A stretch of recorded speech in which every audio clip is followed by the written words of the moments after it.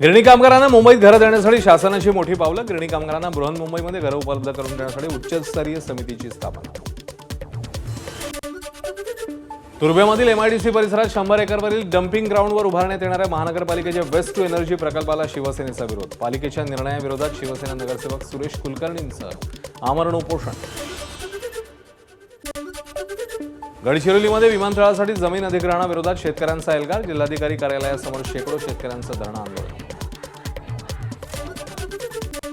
धुळ्याच्या साक्रीतल्या वर्धणे आणि उमराडीतील शिवारात दुहेरी हत्याकांड। अक्षय सोनवणे आणि विवाहित जयश्री काकुस्तेची क्रूर हत्या।